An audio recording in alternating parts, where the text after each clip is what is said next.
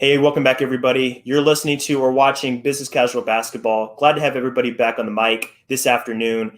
I'm Aaron Washington. I'm your host. Excited to be back for episode number 151. This is going to be a really special pod here, guys. I've been looking forward to this for a long time. I have one of the great sports writers, one of the great storytellers in the sport, in the sports world, joining me here on the mic. If you guys don't know who this is at this point, you're living under a rock or you just don't care about sports. But either way, this would be a treat if you guys are tuning in. So this is Mirin Fader, for you guys that might not be aware. She is a sports writer, staff writer for The Ringer. She has some pieces available out on Bleacher Report that she's done in the past.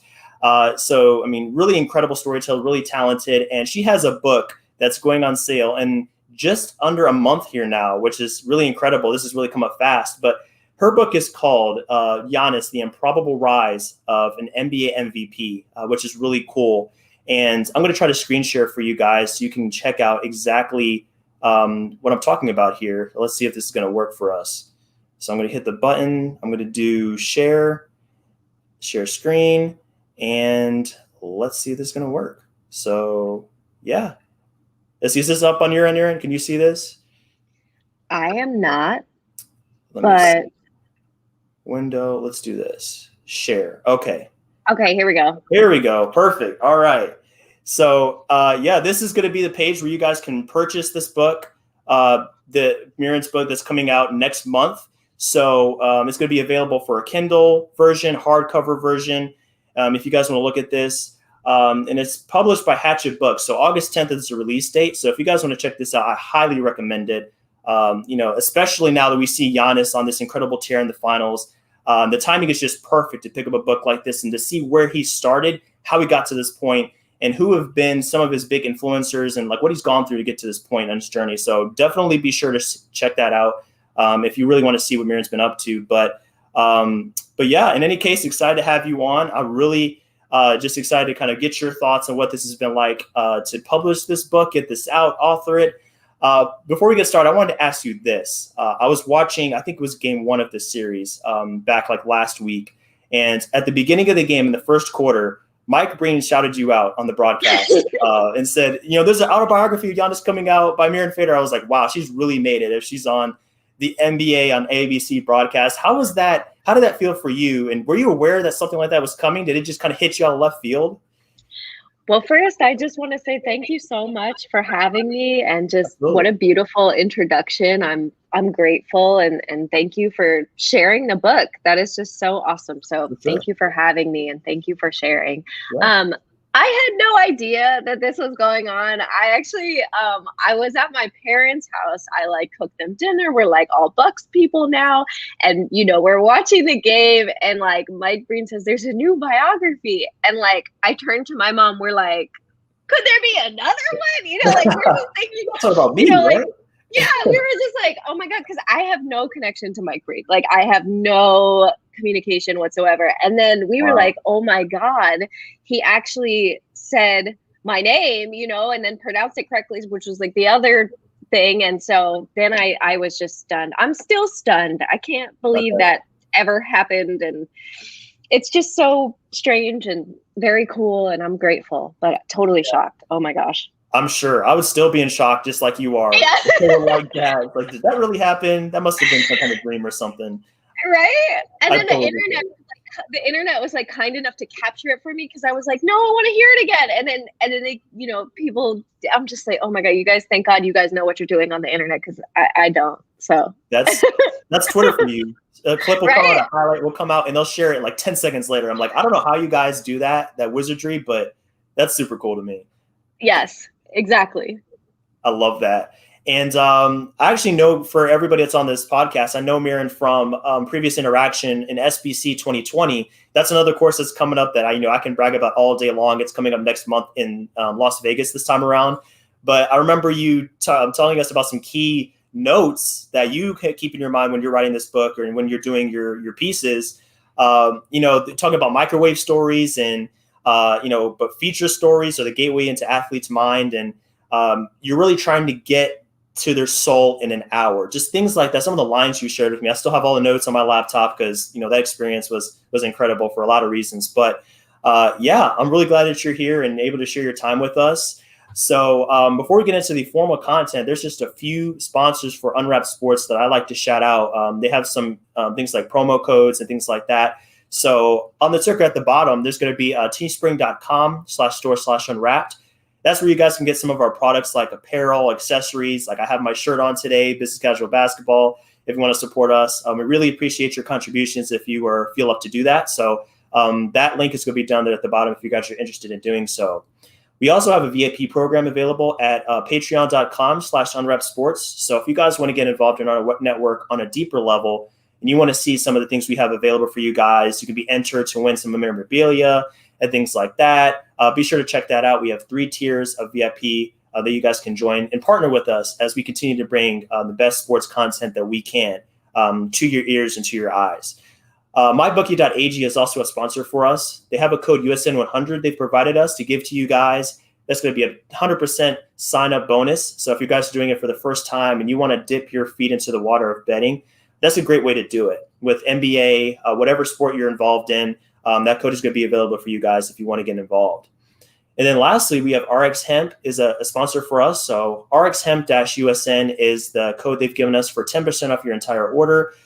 So they have some recovery products available on their website. And I don't know about you, Mirin, but I'm involved in basketball and a lot of other sports. And it can be hard for me to recover sometimes after that, body aches and soreness and things like that. So that product, as well as some other products, will be available on their site if you want to get involved with them. And 10% off it's better than nothing. So be sure to check out that code if you want to get a little bit of a price taken off of your purchase over there. So let's get started, Mirin, with your journey on writing this incredible book. So I wanted to start with the idea of writing a book about Giannis. It's kind of like a 2-part question for you. First, was writing a book something that you had wanted to do in the past previously, like maybe like a lifelong dream for you or something? And then secondly, where did the idea of writing about Giannis come from? Did you watch him dunk from the free throw line one game and you're like, I got to write about this dude, he's incredible? Where did that come from, Hugh? Where were some of the beginnings when it came to the idea of writing a book like this?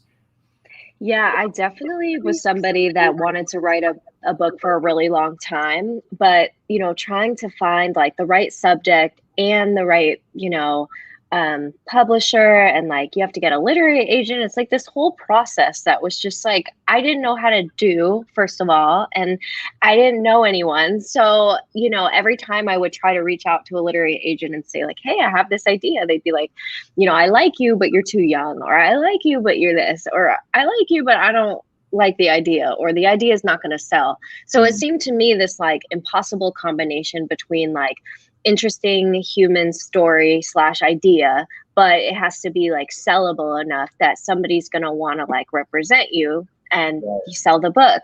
So I was like, okay, nothing I've come up with is working. Like I must have come up with like 4 different like serious ideas and like proposals and pitching it. And I was just like really defeated. Honestly, I was just really upset. I was just like, I don't understand. Like, how am I ever going to do this? And, I got introduced to a literary agent who was super, super kind. And he was like the first guy that really took me seriously and gave me a shot. And he was like, my door is open. And I gave him some ideas and he was like, these are good. Just, I don't think it's there yet. And then when I wrote the story on Giannis and his youngest brother, Alex, I spent the day with them in their home in Milwaukee. And the story came out and I sent it to this literary agent. I was like, what do you think? Like, I think this could be the book, because I just feel like we know so little about Giannis, it's like, we know the broad shape of his life, right? Like had a very tough childhood, transforms into MVP, but like, we kind of like don't know anything in between. So I was just like, maybe this is so much more than a story. Maybe this is an actual book. So that's kind of where that started. And I'm thankful that it came out of a story that I did, because I had that grounding to kind of say, okay, like, how do we then take that and make it into a book, Right. I get that for sure. And I'm glad you kind of mentioned talking to Giannis and his brother, Alex, and just finding those sources of getting the information for this book. Cause that's another question I had. Like when you're going into a process like this, I'm sure for, the future stories that you come up with in the past, you've lined up these people you want to speak to. the individual people next to them, their family, things like that. Who were the major people that you identified when you were writing this book and you said, I got to talk to the father or the mother or the brother because they probably know more about Giannis than anybody? Who did you identify when you were setting off on this book that you knew you wanted to pick their brain because they would have some really good quotes and some really good stories about Giannis and his background? Yeah, definitely the family for sure. And specifically Thanasis, the oldest brother, because when I did the story the first time around, I hadn't talked to him. So it was very important for me to get him this time around. So that and his mom, I feel like she hasn't talked to other reporters. So I think that was like very critical. But for me, I guess the most interesting part or part that I felt was like, I really need to establish, roots and relations with were all the childhood friends and teammates, because that part of his life is so obscure. And so I was just kind of like, okay, who did he hang out with every day? Who did he, make friends with on the court? And so the childhood friends really just colored so much of the first couple of chapters. I feel like without those, I'm not sure if the book would have worked. To be honest, just because they saw him before he was a basketball player, they liked him before he was famous or anything. So, I just feel like when you're doing a book, you're trying to talk to everyone that has ever come into contact with this person, and it's like, there's going to be people that say no, there's going to be people that say yes. And it ended up being like 221 interviews. So, Wow. so it was a lot of people that I ended up talking to, thankfully, For sure. I'm sure you want a depth of material to choose from. Yeah. I'm sure it's better to have too much than have too little, and then you're grasping for straws along the way. Oh my God. Oh my God. I know. I was just like, okay, I'm used to like taking a lot of information and then trying to figure out how to condense it, right? That's the challenge of every story. But then it's like, I've never had this much information. Like it's like a organization, I feel, is a skill in addition to like writing and reporting. And it's like, how do you take all this stuff that you learned and like put it together in an interesting way? And that I think that was my biggest challenge with the book. I was just like, I don't know what to do with this, For sure. Categorize, organize. Right. That's a huge part of writing and really in life in general that I think you highlighted is very important. And I don't write for any major outlets like The Ringer or Bleacher Report, but just in my time of writing blog posts for my website in like a couple years, that's definitely something I've run into. I get to the end of the article, I go back out and I save a draft, and I look at the time and it says like a 12-minute read or a 13-minute read, and I'm like, right. I'm not sure if I want people to have to devote that much time to it because it's not a feature story. It's not something that I went and got all these interviews for. So I definitely get where you're coming from in terms of having to trim that down and really get the essence of what people want to hear. It's so hard. I don't care what you write. If you write a menu, it's hard. All of it is hard. It's supposed to be hard. For sure. I mean, Monty Williams said it in the last game after the finals. I mean, what you want is on the other side of hard every time. It doesn't matter what that is. So absolutely agree.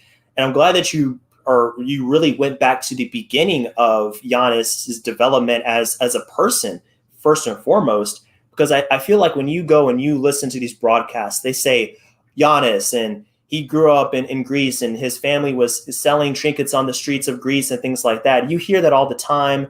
So you get a little piece of it, but then it just jumps to like Giannis was selected, in the NBA draft. Right. It just kind of skips a lot of that meat of what made him who he is today. So I'm really glad you highlighted that. When it comes to the book specifically, when you were going through the process, where you touched on this a little bit already, what were some of the aspects of writing this book that you didn't anticipate going in? It just kind of hits you and you're like, wow, like this is a lot more work than I thought. And this is going to take some time. Like how much time does that kind of like introduce to writing a book? Because I've thought about it myself, but I'm like, wow, that's a lot of time you got to devote. And I'm sure there's unexpected roadblocks. A lot of people start, but they don't finish. Like maybe you could speak to that as it pertains to like how long it takes to get this going. Like how long has this process been going in terms of getting the material, writing this book, and like how long of a road has this been for you? Yeah, I mean, first off, I would definitely encourage you to write one as well. Like sometimes when I go to bookstores, I look around and I'm like so amazed at the number of books. And I think you could have two reactions. You could say, okay, look at all these books. There's no way I could be on that shelf. Or you could say, these people weren't born with a skill that I wasn't born with. Like I could be on that shelf, like you Right. can. So that's the first thing is like it's getting over the intimidation of like, I can't do that or why not? I can't.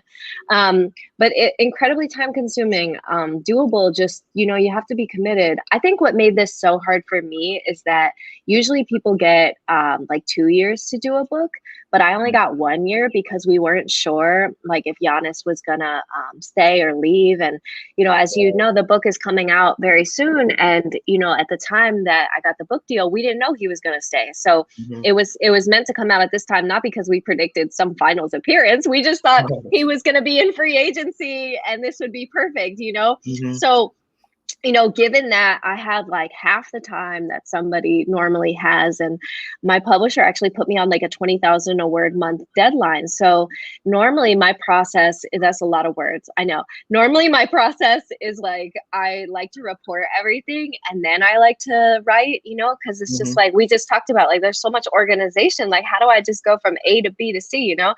So this was like so different for me because I was reporting and writing and organizing all at once. So it was like such a learning experience for me. And I bet. what a time to be in a pandemic locked in your apartment. So I honestly, you don't even want to, the amount of coffee that I consumed.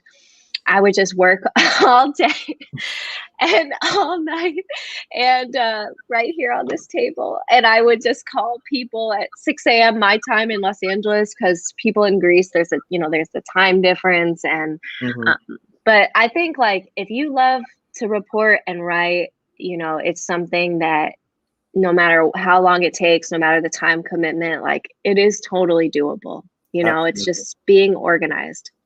Absolutely. The resilience, the organization, those are all key traits you Yeah. highlighted. And I think that it doesn't matter if you're writing a book. It doesn't matter if you're job hunting. I've been job hunting, I feel like for multiple years. And, I saw a quote, I think it was years ago, but, I think it said, I don't know who said it. So I would give credit, but I can't remember who initiated this. But I think the quote read, don't give up on something you can't go a day without thinking about. Because Yeah. if it's something that is on your mind all the time, you're really passionate about it, you're going to find a way to make it happen. We all have the same amount of time. And I know for you, the deadline was a little bit shorter, but in terms of the time in a day, we all have the same. So, I mean, kudos to you for getting that book out. I didn't really think about, you having that tighter deadline because Right. Giannis's future was so murky. We didn't know at the time. Right. So that's Well, really incredible.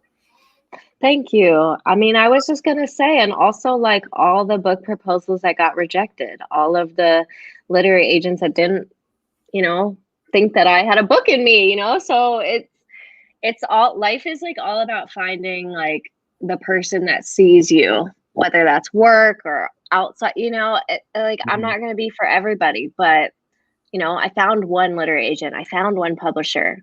So, but Yeah. I got turned down like so many times before. It's But just helpful to remember. Yeah. for sure, for sure. But I'm sure those other people that turned you down, they see you being shouted out on a national broadcast. And they're like, maybe we should just put a flyer on her. Maybe we should have picked her up. Right. So it's kind of cool how things like that come full circle. But something else I've been curious about. You spoke about writing, being locked in your apartment for days, and just being locked in and focused on what you're working on.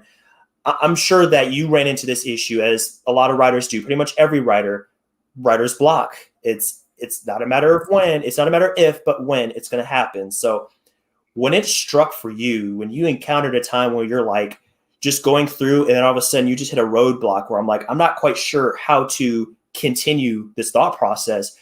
What did you do to kind of decompress, to kind of get away from it, to kind of find your footing so that you could come back in a few hours or the next day and really get back to work? What were some of the things for you that helped you refresh your mind, get rejuvenated to kind of get over that hump? I'm glad you asked this because like I hate when writers say like oh, like that never happens to me. And I'm like, Are you sure? yeah, like, do you I don't really know. think? Of course it does, you know, like it happens Yeah. all the time. You're just sitting there and you're like, oh my God, I suck. Or like, oh my God, this is the worst. Or like, nothing is happening, you know? Mhm. So, you know, I'm sure you've heard people like to take walks. For me, what does it for me is I like to bake. So, Mm. if I just I have to get out of my chair and like bake something, whether it's like a cupcake or a tart or like a pie or like biscottis, cookies, like I just the mixing of things with your hands and looking at a recipe and like getting your brain out of your thinking brain and into your active hands, you know, kneading the dough.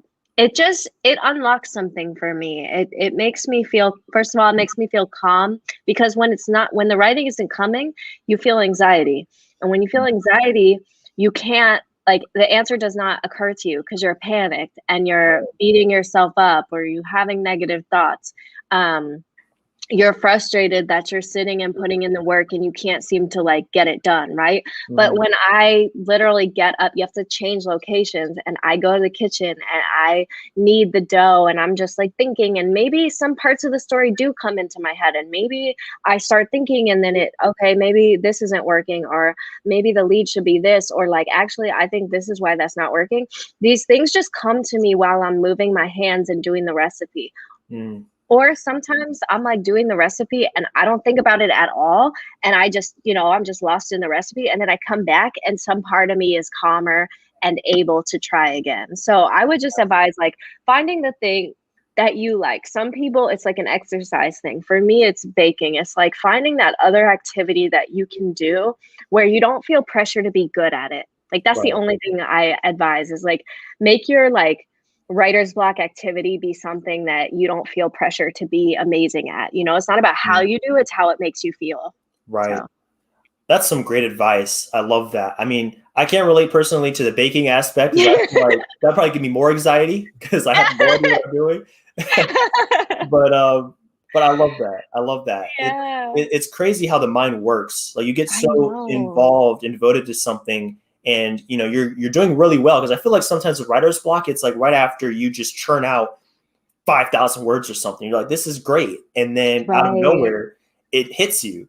So it's crazy how just not thinking about it can clear your mind. And it's like you said, like the pressure isn't there for you. So I think that's that right. release that you need to let the ideas kind of flow more fluidly. So I love that. That's some excellent Totally. advice. So if anybody out there loves to bake, I mean, there you Recipes. go. Ask me for a recipe. Yeah. I mean, if you have anything to offer to the people, I mean, I'd be the first taker definitely. So love to I'm see gonna what you're send it working to with. you. Yeah, perfect. Sounds like a plan. But back to Giannis here for a minute. I think about exactly what we know about him, and as we said before, you know, it's not all that much compared to the majority of all these experiences he went through. I'm curious, you know, when you went through this process, I'm sure you had a baseline of what Giannis was like and what his upbringing was like. But when it comes to maybe some things you found out about him during the process or after the fact that you say, like, wow, if I hadn't gone into this deep dive into his life, I would have had no idea that he was this person or he's involved in this. So were there like any traits about him or any activities? You know, I'm sorry if this is getting into your book. I don't want to spoil the book for the people. No, please, please. I'm happy to talk about it. Yeah. Oh, great, great. But like anything as far as like his activities or what he's like as a person that you just did not see coming. Like he's a baker or he's a biker Right. or something that you just had no idea he was Right. involved in. Any moments like that for you during this journey? Yes. Yes. So one of the things I did know about him was that he's a hard worker, right? Everyone says that. But what I didn't know is that the emotion behind the work. So I found out that he used to cry publicly when he had a bad game, and I'm talking Mhm. about like 17, 18 years old, like, you know, almost a man. And he would just be on the bench visibly crying because in Greece, like men are not, boys and men are not raised to hold in their emotions like, American men are. And so just learning about the vulnerability, like, okay, I knew he was hard on himself, but I didn't know how hard on himself or beating himself up manifested. And I think learning about that vulnerability and that free flowing emotion was just very interesting to me, because when I was talking with people that were there in Milwaukee his first year, like the strength coach, Robert Hackett, he told me like all of a sudden he sees Giannis crying on the bench, like in the NBA, and the guy, Robert Hackett, was like, I had to tell him, like, you can't cry in public. So I just think like I really appreciated finding out those anecdotes, because it gives you a sense into like how this modern superstar is built so differently and expresses things differently. And so I think that would definitely be one. And then, when you were talking, another thing came to mind for me, which is that I didn't know the extent to which being undocumented growing up created anxiety in him, and the fear of his parents getting deported, the fear of being alone with his brothers and not knowing who to call or what to do, and how essentially he just did not exist on paper because he didn't have a Nigerian passport and he didn't have a Greek passport. And so essentially he was stateless.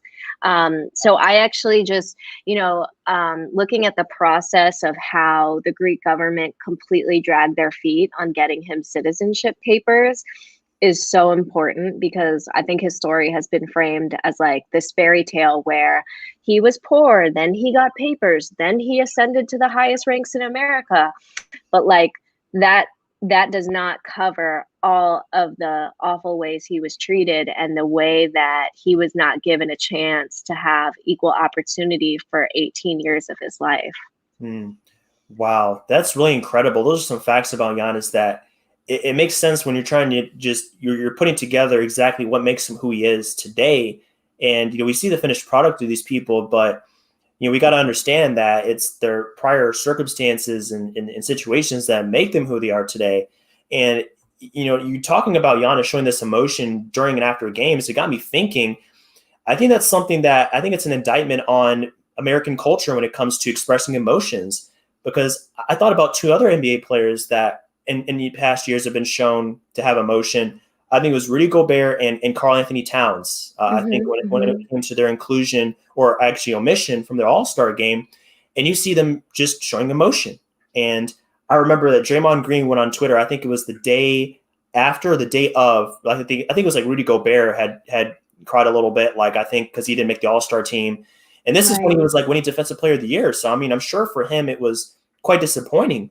And, Draymond is out here saying like, you can't cry and you can't do this and do that. And I'm thinking to myself, well, why not? These are people that have these lifelong goals, and, when you fall short, it hurts. So, maybe that's something that I guess in other countries they have a better hold on than us is, just that doesn't make you any less of a man or anything like that. It's human nature to feel emotion after that.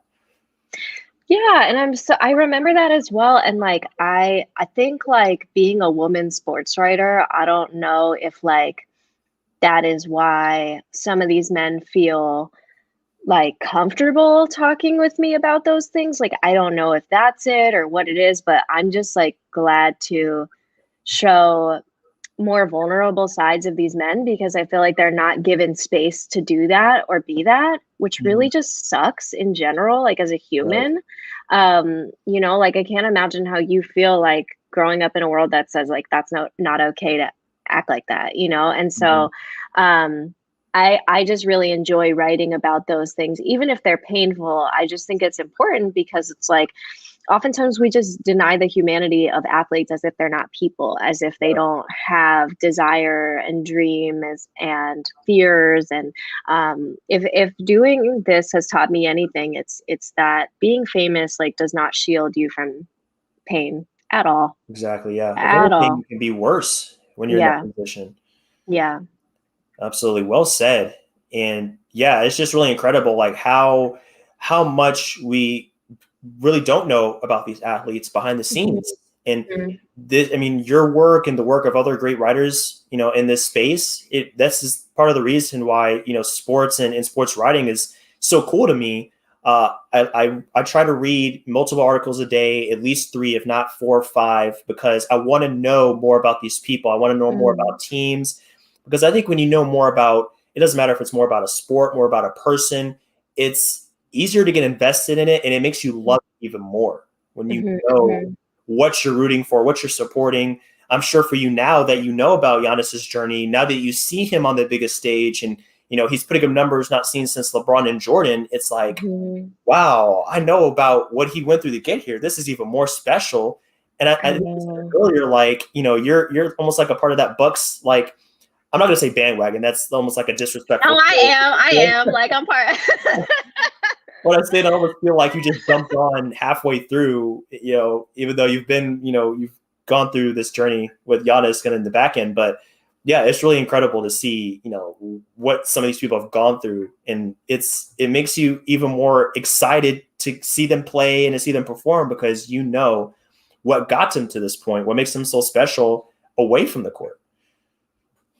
Yes, and I often draw inspiration from the athletes that I cover, because I feel that way every time I see them. Every time I see LaMelo, some part of me is just like, oh, look at him, he's here, I could he was like a 15-year-old when I met him, and I take inspiration. Remember that one athlete you talked to, and she went through this, that, and the third, she gets what you're going through. What did she tell you about resilience? And I think this is why, we want to read stories. You're an avid reader, you read because, I imagine, part of you wants to see yourself in stories, or learn something, or feel something. And I want people to feel something when they read this. And when you read this book and you watch Giannis, you're just going to have an appreciation for all the things he had to endure to get to where he is, because, a lot of these journeys are improbable. Like other athletes, there's a whole lot of athletes in the NBA that also have journeys that were really difficult, or, just nobody saw it coming. But I've never encountered an athlete that had gone through more than Giannis, that dealt with the things that he dealt with and is still dealing with. So it makes you respect them more when you realize their life hasn't been super easy, Absolutely. I mean, I feel I can go all day on this, because, it's something that it makes sports what it is. It's we can hype up the finished products, like the journey, we hype up the destinations a lot. Like we say, all right, let's debate LeBron and Jordan. They've won this, they've won that. But I think the meat of it, the most of the content we get is from the people's journeys. Chris Paul's journey, him being in the finals, on the other side, that's what makes it so special, honestly. So I love that. But let's go to, I guess, after the fact now, looking at what has been going on now that the book is about to be released. So I wanted to start with kind of what you've been doing kind of after you finish the book, and then we could talk a little bit about the finals, because it's pretty incredible right now, what's been going on. So that's an incredible story. But specifically about the book, as you're finishing up, what would you say are, if you had some advice to give on some other people that might be thinking about writing a book, what would you say? What advice would you give people looking to take on such an endeavor? Because it's a serious commitment, and it's no small task doing that. So maybe if you were talking to yourself in the past, what would you tell yourself at the start of the journey? Yeah, the first thing, it's okay that you don't know what you're doing, because you've never done this before. I think that, we can all be hard on ourselves, and it's like, well, you've never done this. How are you supposed to know what to do? A lot of it, you're just going to learn by doing it. You get thrown in the fire, somehow you're going to figure out how to not burn yourself to death, and come outside. So I think it's just, if it seems overwhelming and intimidating, go for it anyway. You will figure it out. You know enough, you are seasoned enough to figure it out. And that if you doubt yourself the whole way through, welcome to the club. Like, that just makes you human. Exactly. Like, this is not, I don't feel throughout the process, I never was like, oh my God, I got this. Like, I'm so good. Like, the whole thing is like one of doubt. So, just know that like, that is like so normal. And then I think finally pick a project that you are excited about. Pick a project that you're not going to get sick of on the hard days.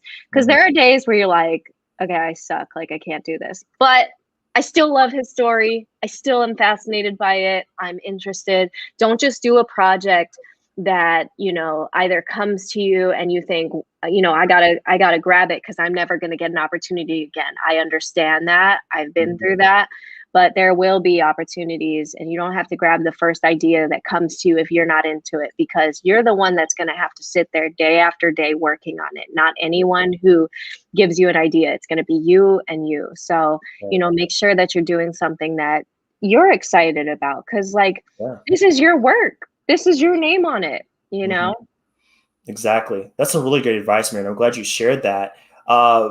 Is there a possibility for another book down the line? Is this something that's a one-hit wonder, one and done, or could we see another book by you down the line? Maybe if you want to give like a little sneak peek into your mind here. Okay, so I definitely want to do multiple books. I am trying to come up with my next idea. My goal that I've set for myself is to have said proposal for said idea, whatever that is, by December of this year, 2021.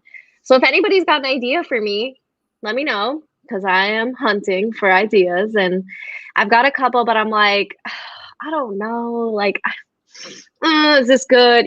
So I'm definitely brainstorming. I need to move, I know I'm like in Giannis mode, like talking about it, but my mind is like, okay, what's next? What's next? What's next? Because even though I'm like, of course I feel relief and pride that this is coming out, but I'm also like, okay, but like, what's next? Let's jump back on the ride.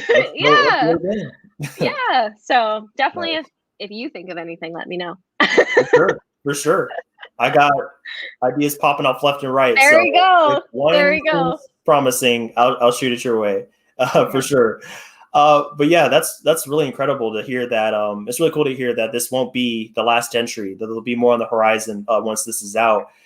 So when it comes to this book being promoted, I know this is great timing. We talked about this before we jumped on the air.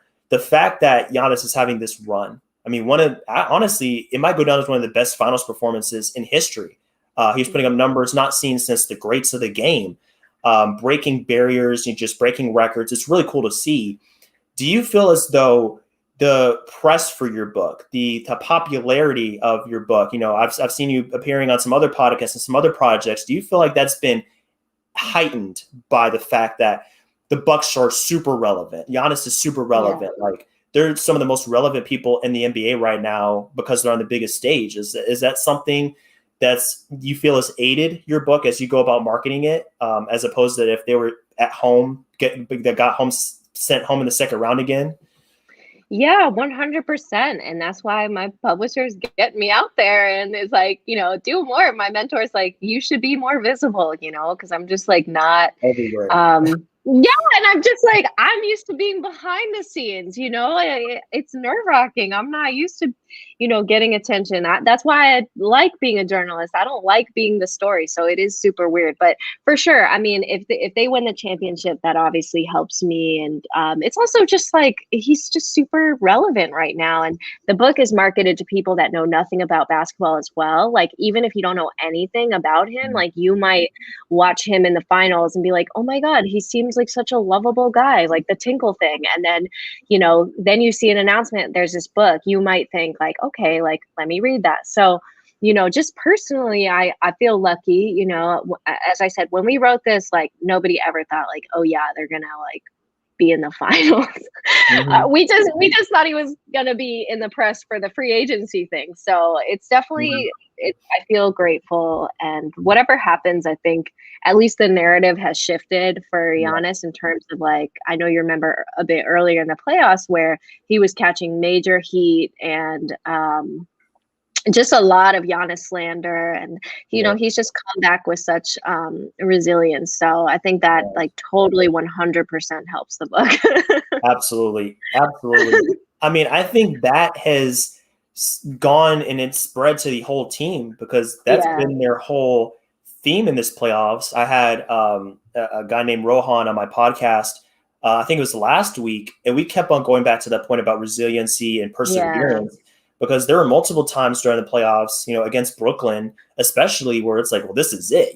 They're going home in the second round. Then they go up against the Hawks, and it's like, while they're struggling with a young team, all these guys haven't been in the playoffs before.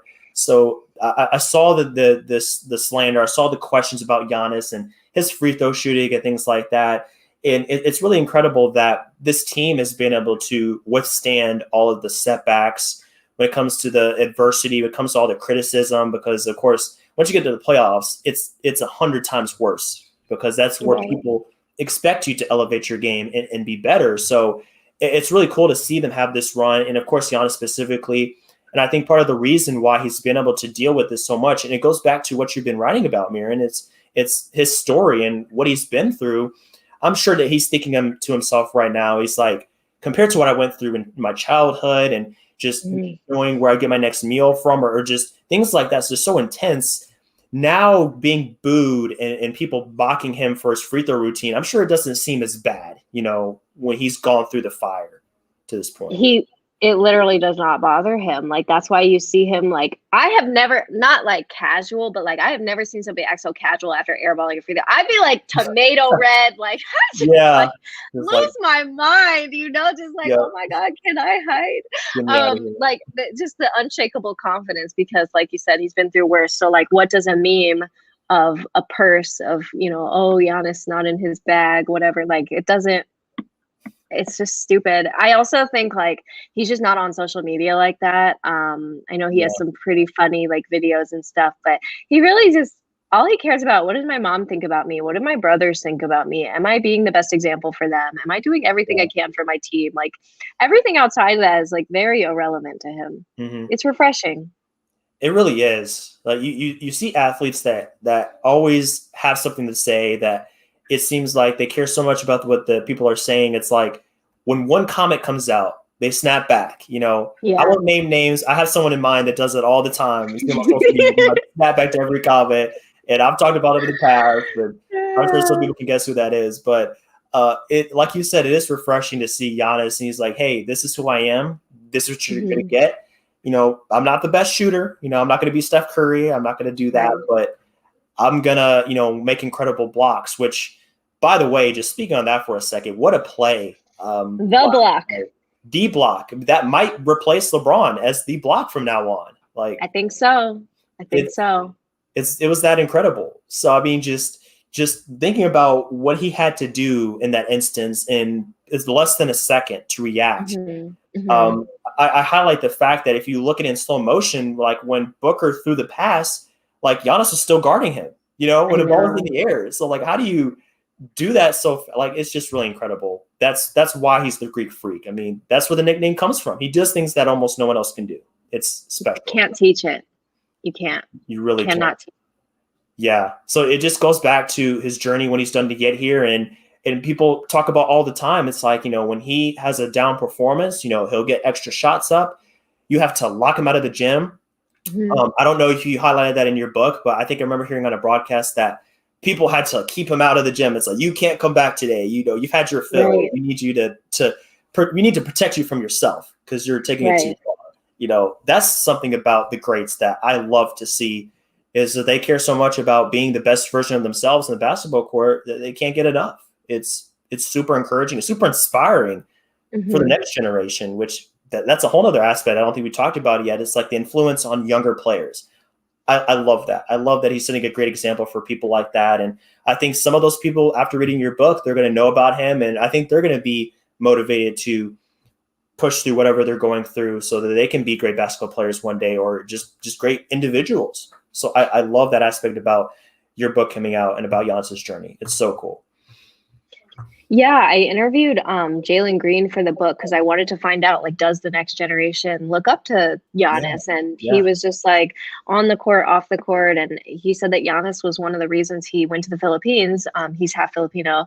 And, he just felt like, look at Giannis's story. Look at the way that he's, just so embraced his culture, like, let me go and embrace mine. So I thought that was really cool. But just, yeah, in general, like you said, like kids these days, when you ask them, like, who do you want to be like they say Giannis. And it's just, this is a guy that like didn't start playing basketball like seriously until age 16.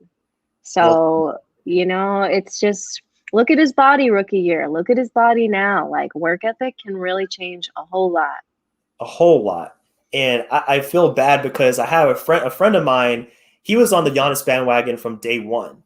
Like, we've been friends for a decade. And I remember him after the draft. He's like, that guy Giannis is going to be pretty good. And I was like, wow. I don't know. I'm going with Oladipo. Like, Oladipo was my guy from that draft that I was like, oh, he's going to be, you know, the next grade and everything. And then he gives me flack on it every day. He's like, I told you, man. I told you. I was like, hey, you know, I'll give you points for that one because you knew he knew. Like, I don't know if he knew he was gonna, you know, have 40 and 10 in the finals, but I mean, he knew he was gonna be really good. So that's so cool to see. I love what he's been able to do. But I think that about brings us to the end of our conversation. I thank you so much again, Mirin. You know, I'm sure you're making a lot of appearances and you're trying to get this book out. So I just appreciate your time, you know, coming to my podcast and offering your thoughts and letting people know about your journey on this book. Has been so cool to see. So best of luck in your future endeavors. And as this book continues to go out, I'm definitely getting a copy. I got to check this out for myself. I think everybody else should too. So thanks again. And I hope that this book makes waves and you get more shout outs on the national networks. Sure. Oh, thank you so much. And thank you for being so kind and awesome and just asking such thoughtful questions. Like, I really appreciate you having me. Hey, I learned some of that stuff from you. It's SBC 2020. Appreciate it. There we go. Hey, we all help each other out, you know. I love it. It's so cool. So Thank you, everybody be sure to check out her book and keep it locked on The Ringer. You know, she has some great pieces coming out here and some great work for them. So be sure to, you know, keep up with her and what she's got going on. As far as Business Casual Basketball, you know, we're going to be here every Thursday. BC Basketball 2 is our Twitter handle if you want to follow us on Twitter or Instagram. And then BC Basketball 2 is our website. So blog post, some more resources coming out. The draft is around the corner. The finals are about to be over, free agency. So there's more resources coming out on our end that you can expect here very soon. So thanks to everybody for taking the time to listen to this podcast. You know, we'll be back next week with some more NBA analysis, some more awesome conversations. Until then, enjoy these NBA finals, this NBA season. Enjoy the rest of your day, and we'll be back here real soon for another episode. So take care, everybody.